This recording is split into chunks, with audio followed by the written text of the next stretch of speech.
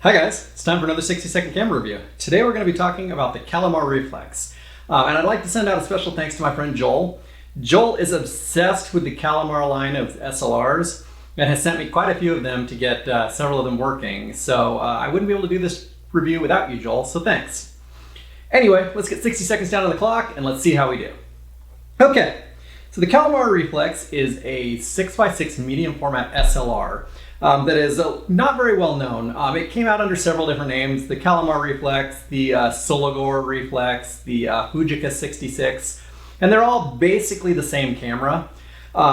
This camera is really cool in that it is an entire SLR that is about the same size as your typical TLR camera. So they're very, very small and compact. They have the typical waist level viewfinder. There are also options on some of the models for a prism finder. These are a really cool camera, but we've discovered, especially Joel will know this, that they have a really, really fragile shutter. They snap shutter curtains very, very easily. So finding one that's in good running order is actually really hard to do.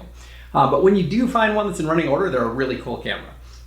This particular one has the Sologor 80mm f3.5 lens, which is pretty decently sharp.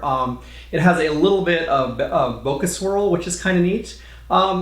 It isn't anything super special, but it's pretty cool as far as medium format lenses go. The one downside that I've noticed with this camera is that the way that I like to shoot it is focus left hand, stick my finger down here on the trigger, and then my thumb ends up on the timer knob. This is a problem because then you slow the shutter curtain down and you screw up your exposure. So I would suggest if this is a camera that you want to check out, that you make sure that you don't do that. Anyway, this is a 60-second review, and I'm sure I'm hitting that limit. So let's listen to the shutter on this, and then we'll call the review quits. Now you notice it's a really quiet shutter, which is something that's actually really cool about this camera. And there's probably more stuff I could tell you about this camera too, but we're out of time. Anyway, if you guys have questions or comments, put them down in the comment section at the bottom of the video. And as always, thanks for watching.